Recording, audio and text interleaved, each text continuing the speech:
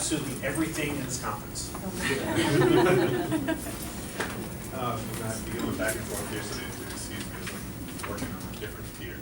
Okay, neoclassical interpretation of physics and fluid dynamics and holodynamic models. Okay, what I'm talking about here is something that's kind of going on in the background. I think that all of you are kind of part of this revolution that is occurring and don't necessarily know it.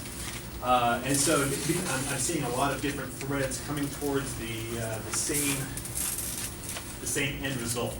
So let me continue forward from here. One of the things that we were talking about is observer inclusion and some of the issues. Well, I've got a quote down here from Thomas Kuhn, which basically is about normal science and how basically when you have a basis of ideas, you work according to extending those ideas and you don't necessarily examine novelty. And that's what the structure of scientific revolutions is kind of about. All right, I want to talk about something, the quantum dollar.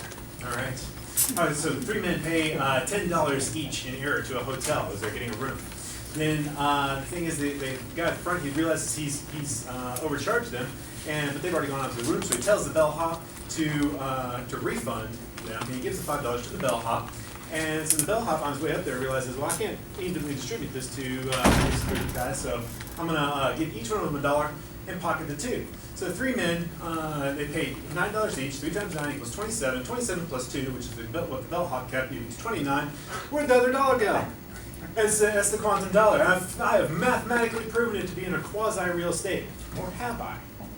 The problem here is, of course, that there is a disconnect between the math and what is actually occurring. And so this is something that that you can end up having a discussion with somebody in physics, and they'll accuse you of talking metaphysical mumbo jumbo when all you're trying to explain is that there is no quantum dollar. Right? So, now there, I don't know if you saw it moving around. That's just kind of branding motion of a surface. And I'm going to talk about Eric Ryder's experiment just a little bit here in a different way. So say, for instance, you have a bunch of moai statues halfway submerged in the ocean. Now, as each wave comes up against them, it doesn't knock any of them over because the total amount of energy required to knock over one of those moai is spread out across that wave. However, if I were to just rearrange those moai in a certain way, then isn't it possible that I would then knock over only one of those statues with that same wave? So here, what I'm describing here is energy that is distributed, which then, upon interaction with a surface, of course that surface doesn't need to be exactly level, because of course down at the quantum level, it's flailing around, then you're going to have enough energy concentrated into one point in the surface. So therefore what you've done is the interaction of the surface with that wave is what has created what seems to you to be a particle. So that's just another way of looking at it. There may be more than one way of saying that the idea of a particle may simply be an illusion, which has to do with our methods of testing. Okay, here I'm going to talk about the Bell inequality for just a moment. I'm going to try not to rush through this a bit.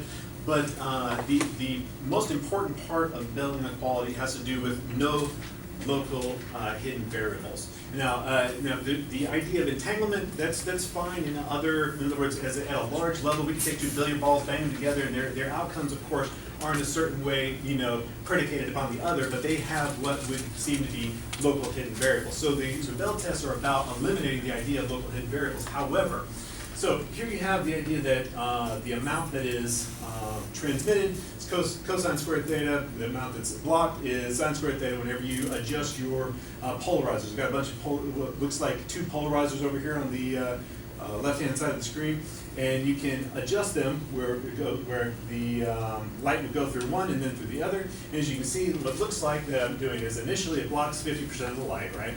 And then the one in the bottom left, I'm blocking what looks to be a quarter of that amount of light.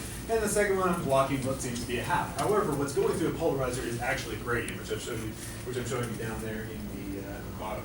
So, looks like it went over. So to really kind of simplify this, the idea behind the Bell test experiments, as they're actually carried out with light, because that's the way that we do it, We don't do it with the spin 1/2 particles necessarily.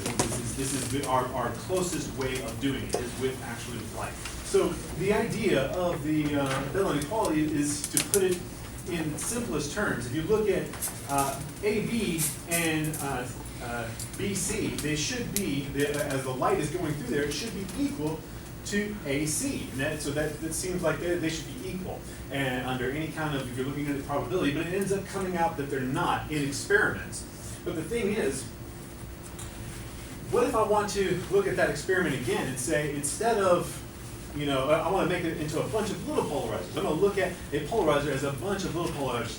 However, round polarizers won't tile a plane. Only these square ones will, because then I have areas that I haven't accounted for with the round. Why is that important? Because whenever we're talking about the angle between two polarizers, 50% of the angle is not 50% of the area. It's only 50% of the area in a round, not in space. Whereas what's required to take up 50% of the space in a square, in other words, something that is an entire tiled surface, is going to require 26.565 degrees. So that is, in other words, you look over here, you've got half of the degrees on the round is half of the number of particles, but when you tile the space, it's not.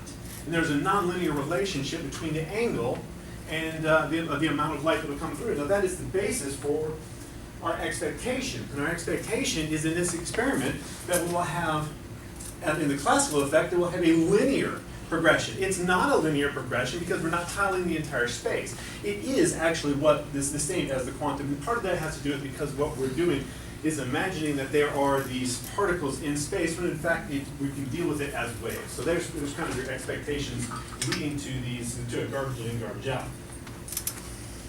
All right, let's see. Okay, so some of the 5 minutes. yes. Okay. Wow. All right. So what's the alternative? The alternative, now everybody has been talking about Bohm, but what the alternative here is de Broglie-Bohm and pilot wave theory. And in pilot wave theory, I'm going to try to explain how a superfluid quantum medium will take care of basically absolutely every problem and unify it all. And not only will it unify it all, it will also unify with our ideas of how the brain works in the Bowman-Pribram model. So to do this, let me just say that what I'm describing here is, if you were to, from a spiritual perspective, if you look at the universe as a giant mind, that mind is viewing itself. That is what I'm attempting to describe. They're called walkers, and what occurs is that what we have is absolutely every quantum behavior being exhibited at the macro level, and why and how we can describe that is through de Broglie's dual solution. Okay, so what I'm showing you over here on this side is that a walker, which is bouncing indefinitely on a silicon bath, and is a single silicon droplet, will, in its random motions, it will describe a pattern which is basically a wave function of probability of where you would find that particular particle. So this is the idea, and then here's the thing. I would like for you for a moment to think of the possibility that matter is not what is real. Instead, there is a superfluid quantum medium, which is what is real, and the matter is what is actually only kind of a border, because what's actually occurring is cavitation. So, but in this model, the idea is that the centers of atoms are actually cavities. In other words, there's a repeating cavitation. As you can see in these videos, what happens is as there's enough energy put into a medium, it will rip apart, and there will be a vacuum in the middle.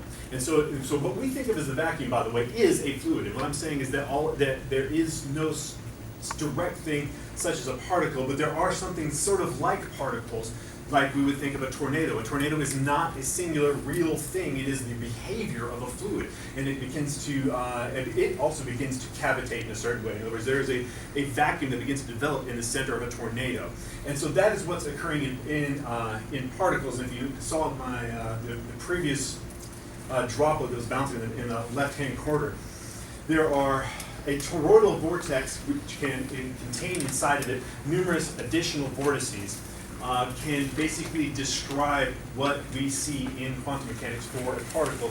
And then the analogy would be that the center of, or the nucleus of an atom would be this cavitation process. Okay, now how does that lead? So from superfluid vortex, okay, so something that happens in superfluids is that there is the development of vortex filaments. So if we then believe that what matter is a cavitation and the storage of energy in these toroidal vortices, then there is also the likelihood that the rest of the vacuum will also behave as we have seen in superfluids. And in superfluids, what happens is there's the development of these thin filaments called the superfluid vortex filaments. And so why that is that important? Because that would lead to a structure that exists in the vacuum that we are not privy to because we don't believe the vacuum is anything. Shiva, I've been told that we have to stop since there's Okay. so Well, make a final statement. all right. So from so basically what I'm doing is from the Berkeley Bohm to Bohm and Pribram, the way in which the Bohm and Pribram model works and how it interacts with this is going to have. I'm going to have to, I can't explain it in just a couple of seconds. But the idea that I'm going for here is that the way in which